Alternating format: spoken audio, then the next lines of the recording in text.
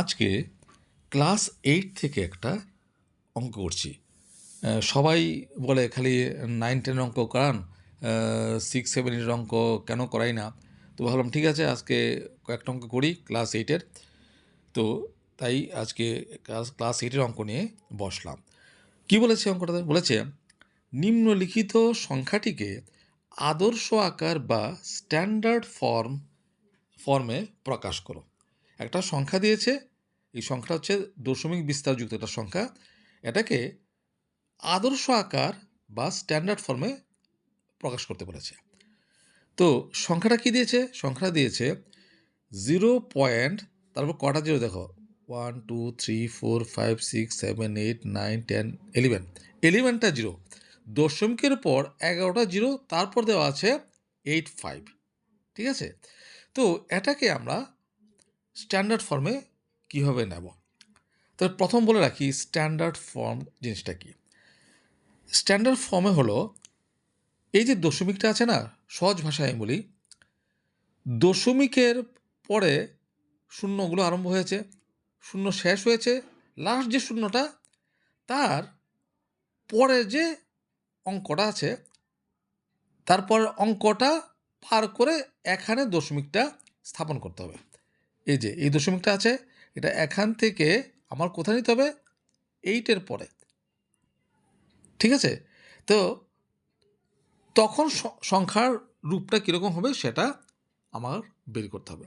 তো মূল অঙ্কে যাওয়ার পূর্বে চলো একটু বুঝে নিই যে দশমিক বিস্তার থেকে কী করে আমরা আদর্শ আকারে প্রকাশ করতে পারি। তার আগে আমি একটা জিনিস বুঝে নিচ্ছি একটু। মনে করে একটা সংখ্যা নিয়েছি, সংখ্যাটা কি 146.32, যে কোনো একটা সংখ্যা নিলাম, দশমিকটা এখানে আছে। ঠিক আছে? এখন গুণ করলে বাড়ে, যে কোনো সংখ্যায় গুণ করলে কী হয়? বাড়ে, আর ভাগ করলে কমে। দশমিক বিন্দু যদি ডান দিকে যায় তাহলে বাড়বে, আর যদি বাঁ দিকে যায় তাহলে কমবে। ঠিক আছে? তো ডান দিকে যাবে কখন? যদি গুণ করি। আর বাঁ দিকে যাবে কখন? যদি ভাগ করি। যদি ভাগ করি তাহলে বাঁ দিকে যাবে। আমরা একটু ক্লিয়ার করে লিখি অঙ্কটা। মনে করো 146.32। ঠিক আছে? এখন এটাকে যদি আমি 10 দিয়ে গুণ করি তাহলে দশমিক বিন্দু এক ঘর ডান দিকে সরবে। কত হবে?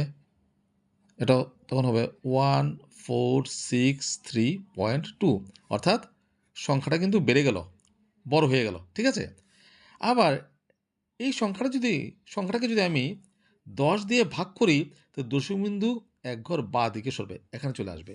তখন কত হবে সংখ্যাটা? তখন সংখ্যাটা হবে 14.632। কমে গেল, দশমিকটা প্রথমে এখানে ছিল, তাহলে ভাগ করার ফলে কমে গেল, গুণ করার ফলে বেড়ে গেল। তাহলে 10 দিয়ে গুণ করলে এক ঘর ডান দিকে সরবে, 10 দিয়ে ভাগ করলে এক ঘর বাঁ দিকে সরবে। এখন যদি আমি 100 দিয়ে গুণ করি তাহলে 2 ঘর ডান দিকে সরবে, 1000 দিয়ে গুণ করলে 3 ঘর ডান দিকে সরবে। ঠিক একই রকমভাবে যদি 10 দিয়ে ভাগ করি এক ঘর বাঁ দিকে সরবে, 100 দিয়ে ভাগ করলে 2 ঘর বাঁ দিকে সরবে।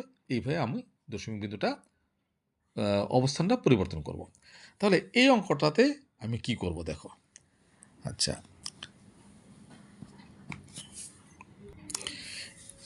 এখানে দেখো, এখানে দশমিক বিন্দুটা কিন্তু এই জায়গাতে আছে। ঠিক আছে? নেব কোথায়? 8-এর পর, অর্থাৎ যে জায়গাতে জিরোটা শেষ হবে তারপরের যে অঙ্কটা থাকবে সেটা পার করে এই জায়গাতে দশমিকটা আনতে হবে। তাহলে কত দিয়ে আমি গুণ করব? কারণ দশমিক বিন্দু বাঁ দিক থেকে ডান দিকে আনছি, গুণ করতে হবে। কত দিয়ে গুণ করব? কয়টা শূন্য আছে দেখো, কয়টা ঘরে যাচ্ছি, কয়টা ঘর অতিক্রম করে যাচ্ছি। 1 2 3 4 5 6 7 8 9 10 11 12। তাহলে এটাকে আমি কী করব? 0. শূন্য আছে কয়টা? শূন্য আছে 11টা।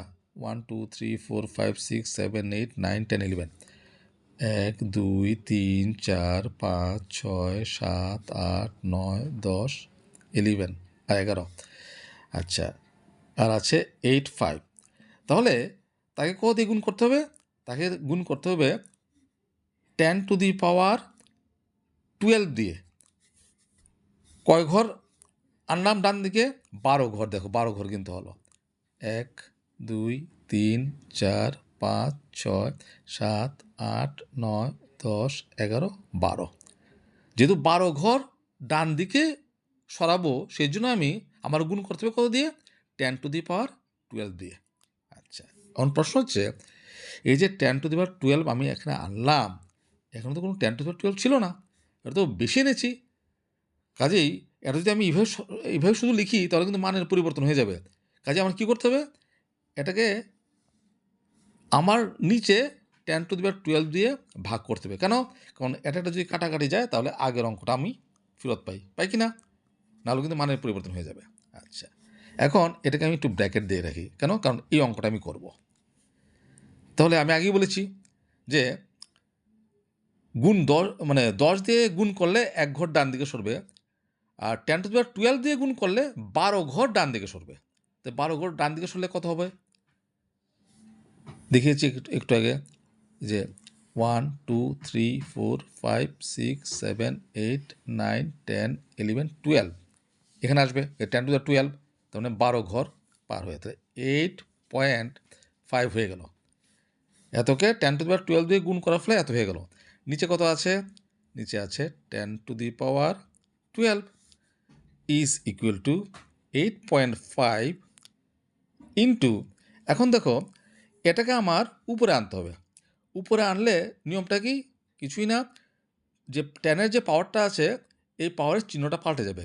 আছে কত? প্লাস, হবে কত? মাইনাস, অর্থাৎ 10^12 এই হচ্ছে আনসার। তাহলে এইভাবে আমরা দশমিক বিস্তারযুক্ত কোনো সংখ্যাকে আমরা স্ট্যান্ডার্ড আকারে এইভাবে লিখতে পারি। তো মূল জিনিসটি হচ্ছে যে 10 দিয়ে গুণ করলে দশমিক বিন্দু ডান দিকে সরবে, 10 দিয়ে ভাগ করলে দশমিক বিন্দু বাঁ দিকে সরবে।